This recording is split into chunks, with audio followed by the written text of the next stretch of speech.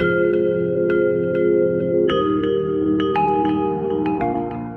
guys, today we will be discussing the basic fundamentals of economics, hence Economics 101. We should start off by discussing what factors or terms really make up the gist of economics, at least the fundamentals of it.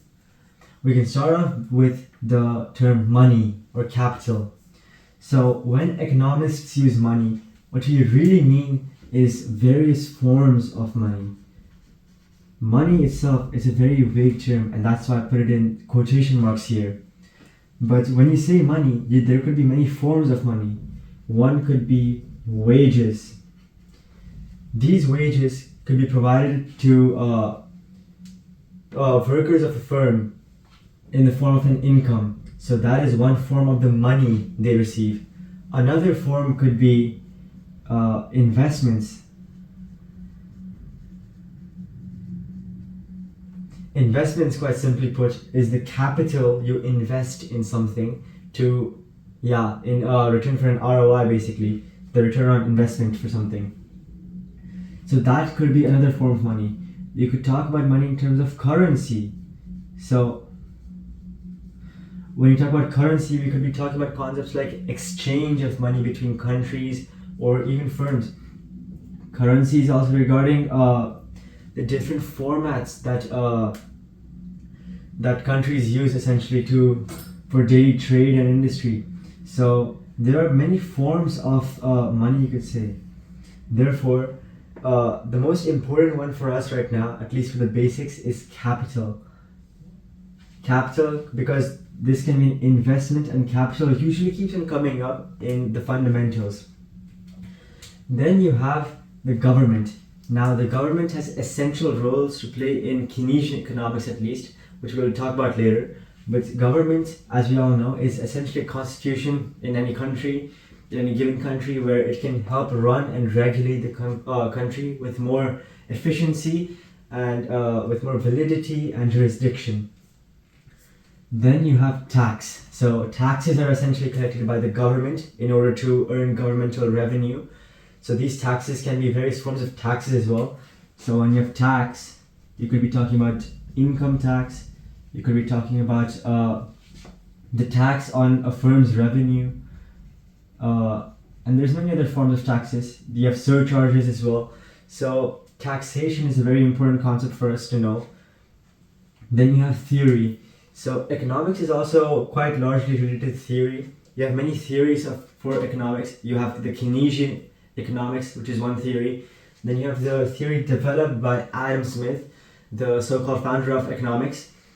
So that is essentially where there's a free market, there is no intervention by the government, whereas Keynesian economics focuses more on the governmental intervention to prevent or at least minimize the impact of crises on a country or society. But those theories are very important. So you have neoclassical and modern theories.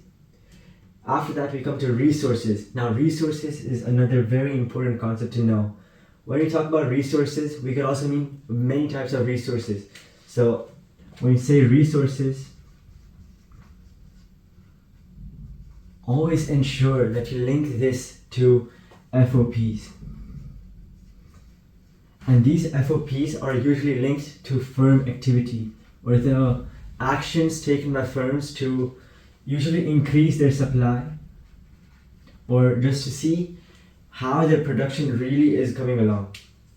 So what do I mean by that? When a firm has resources, it could have either financial resources or labor resources or any other forms of resources. So instead of labor, we should actually be saying manpower or some other type of resources. Usually it's going to be financial. And once you have financial resources, you can invest them in FOPs. Now we have a few FOPs here. So FOPs could include labor, FOPs could include land, FOPs could include capital, and FOPs could include enterprise. So these four are the main, the four factors essentially of production that firms can invest their financial resources in in order to increase their output of production, possibly, so increase their supply according to the market needs and wants. Then you have income. Income is essentially the wage that laborers get from a firm in return for the services they give to the firm. So what I mean by that is, when you have a worker A who works for firm ABC, the services that the worker provides to the firm, so those are essentially to do the firm's job. So in production, that could be or managing the finances or recruiting new people, essentially all the jobs, so you have all the jobs that people do, they get an income for that. So in return for the services, the firm gives them back some monetary value, which we call salary or income. And this is the wage essentially that people get in return from firms. And lastly, we have models here. So when we talk about models in economics, there are multiple models to depict multiple scenarios. The way you should think of models are, they're essentially the key cornerstones of what economics and markets are actually like, and what the decisions made by the various parties involved are. So we could have models such as production possibility frontier. So this essentially shows the difference of output between good A and good B, and depending on how many resources are allocated to each good, it shows us how much efficiency or how much potential there is to produce. So it essentially is a graph of all the production possibilities, all the scenarios possible for the production of good A and good B. You also have another very important model, which is the supply and demand curves. So supply and demand curves essentially lets us see the allocation and distribution of resources in a market, in any given market, for some firm. So this is a concept tightly linked with microeconomics, which we will come to soon in later videos. But as for now, you just need to know that these models can play an essential role in understanding how and why markets do the things they do.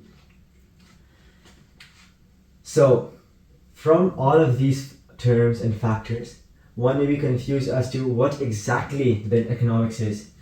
To specifically pinpoint in a direction or a definition for what economics is, we can define economics as the allocation and distribution of scarce resources to meet societal needs and wants.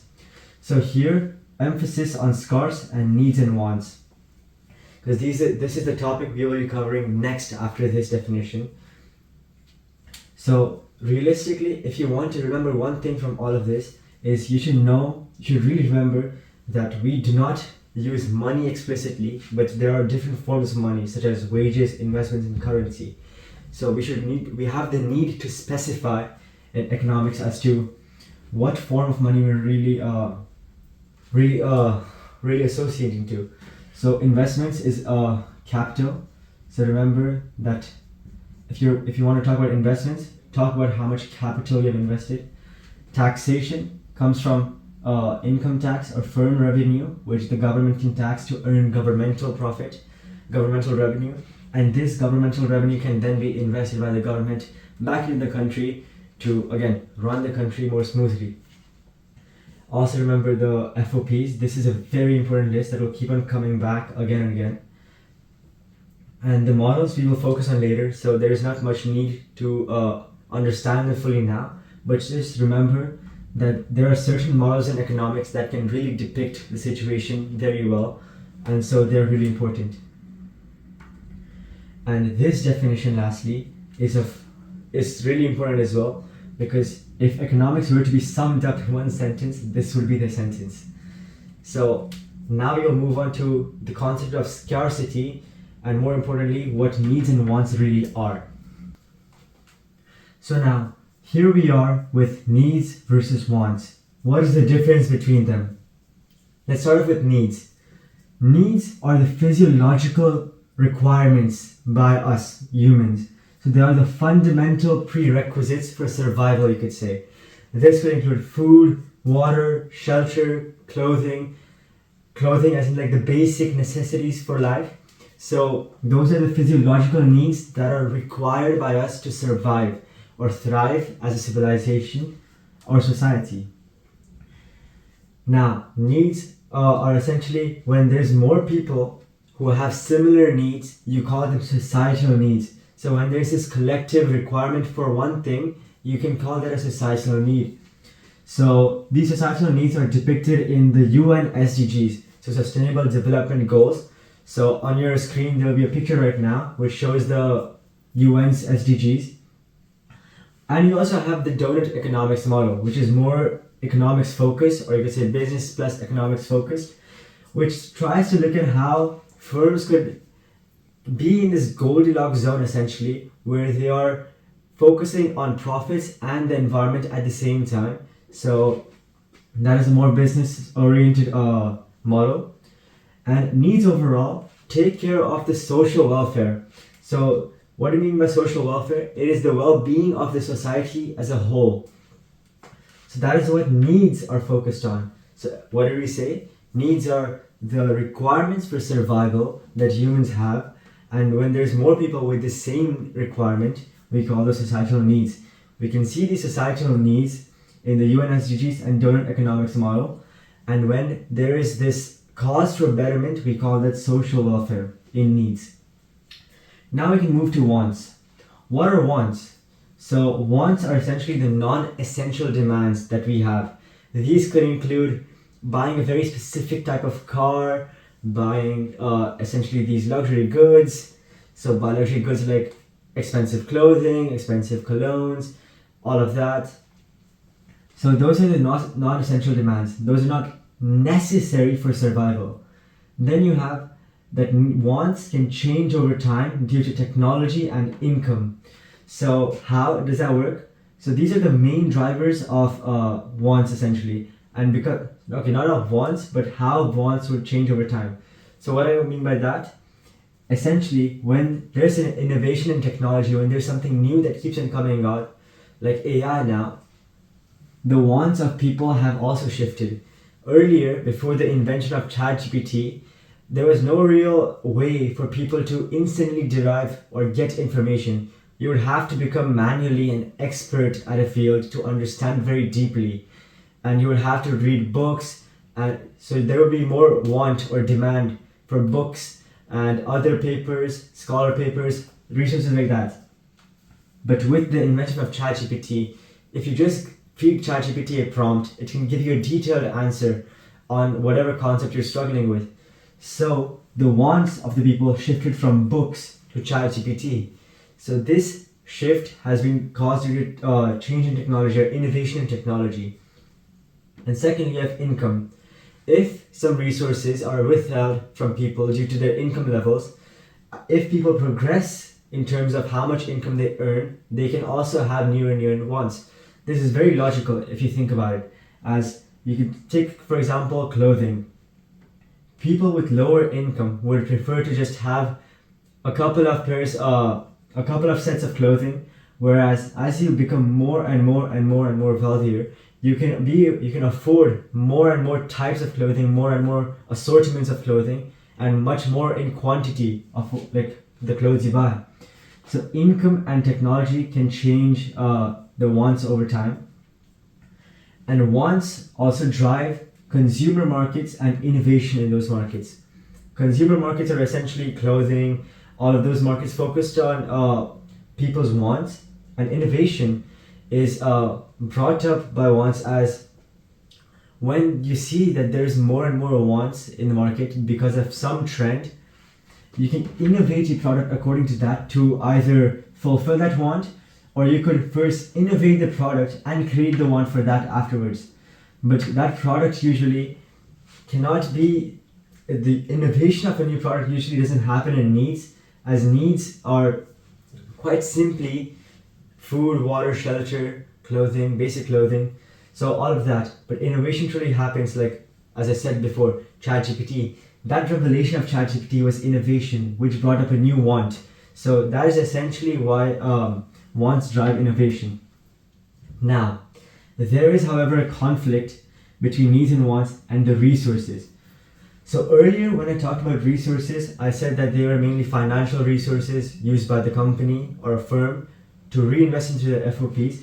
But resources in a more general sense is essentially all the materials, everything that we have around us and how we essentially use that. So wood from trees is a resource. The air we breathe is a resource.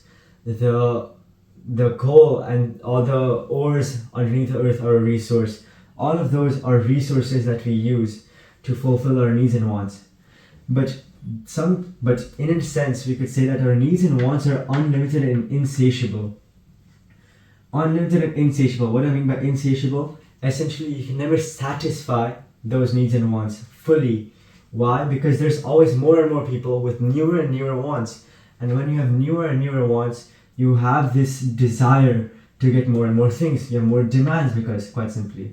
So when there's unlimited and insatiable needs and wants, where you have limited resources, we live in a world where resources are limited, for non-renewable resources at least, they're limited in quantity.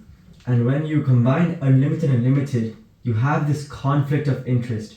If you try to focus on unlimited needs and wants and try to satisfy those, you're trying to satisfy them from limited resources and eventually they will run out. And that will be a problem. But if you only focus on kind of protecting these limited resources, you won't be able to properly satisfy the needs and wants. So that is the conflict of interest you have.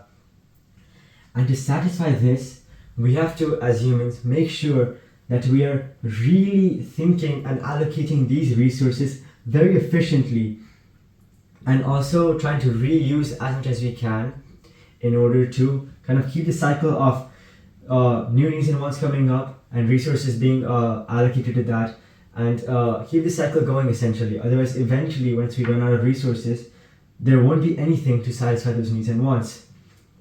So that was the needs and wants idea or concept essentially. Now next video, because this one's already getting pretty long, we will be talking about the water diamond paradox.